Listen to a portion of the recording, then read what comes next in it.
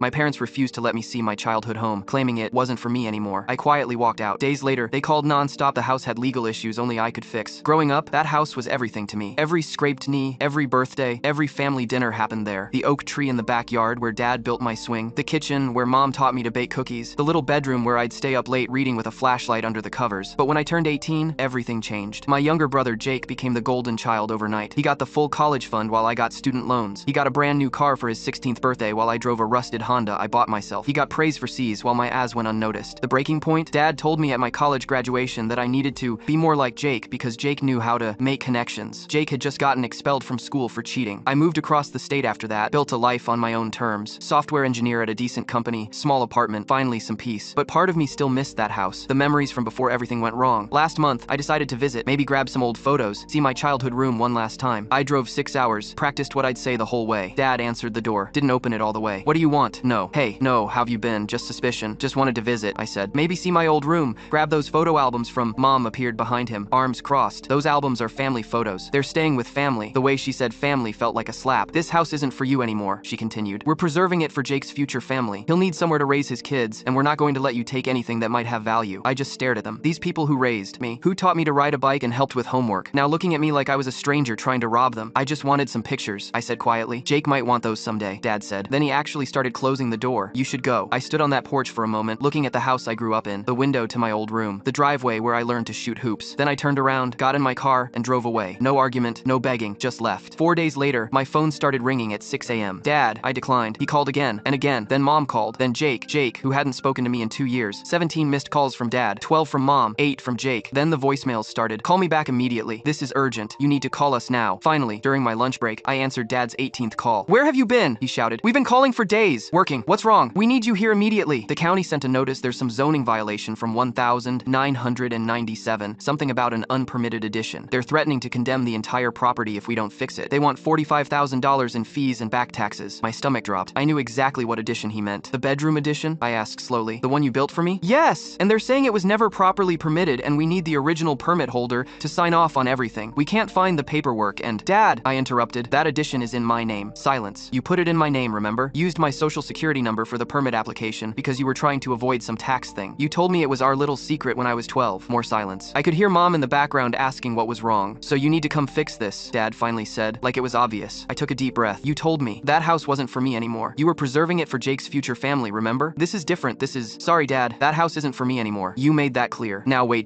I hung up. Jake texted 5 minutes later. Seriously? You're gonna let them lose the house? I blocked him. 2 weeks later, the county condemned the property. Last I heard, they're living with Jake in his one-bedroom apartment.